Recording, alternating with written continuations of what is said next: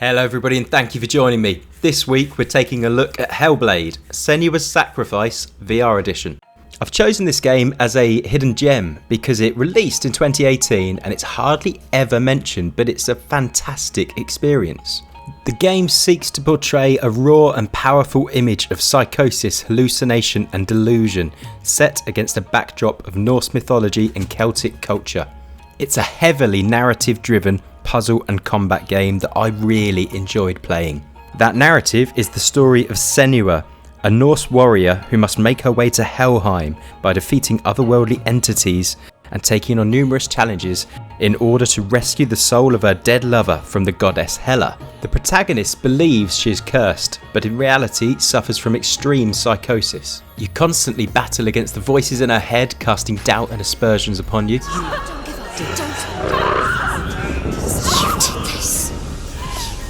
The game is played in third-person VR. Now don't immediately write that off, that's a really fantastic experience for this kind of console-style game. You don't physically look through the eyes of Senua, but you almost accompany her on her journey. I can firmly say this is the ultimate way to play this game.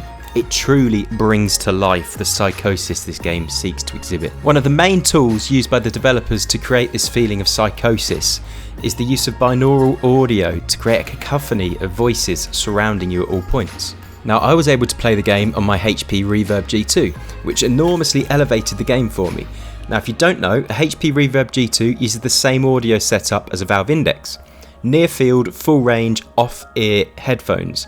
They do an incredible job of increasing immersion by giving the effect of sounds being around you rather than directed into your ears by traditional headphones. This added so much to the experience for me, but if your headset has less optimized audio, I really recommend you use some good quality headphones. The intense audio of these voices coming at you constantly really creates this sort of extreme tension that's throughout the game. At points, Senua will even turn to you directly as if you're the embodiment of one of these voices that are coming at her. The general gameplay is good, the puzzles are challenging, the combat is reasonable but not too tough, though it does scale with the tougher enemies you come against. I never actually found myself dying in combat, but I did have some lengthy battles, particularly in some of the boss fights later on in the game. To add to the tension, there's a permadeath mechanic that's built into the game.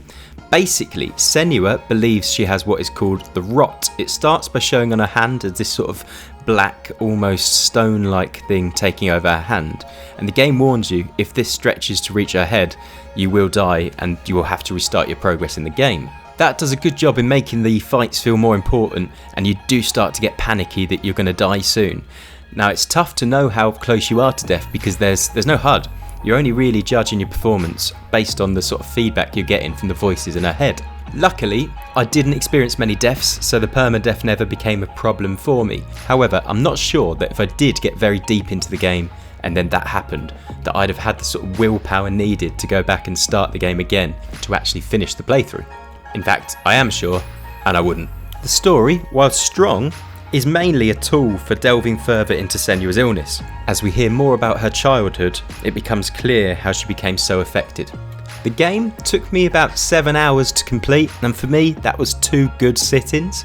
But I feel in that short time it made a real lasting impact on me, and I've taken a lot away from this. The performance is very good, there's no real issues running the game on high settings, though I have got a very high-end PC, so your mileage may vary.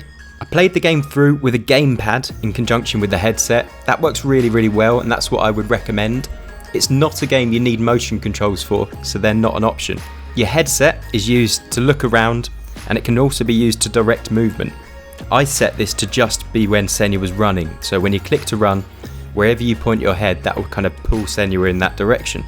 I will say that the video capture you're seeing in the video doesn't do the game justice because it outputs at so much of a lower resolution to the PC screen than you get on your headset. It really does look pretty fantastic. I can firmly say if this is an experience that's managed to slip you by, then you need to jump on this. It's a must play. And with that, I'm going to leave you there. Before you go, it would be a massive help if you could press the like button and subscribe to the channel, helping me on that race to 1,000 subscribers. And I will see you next time. Thank you very much. Goodbye.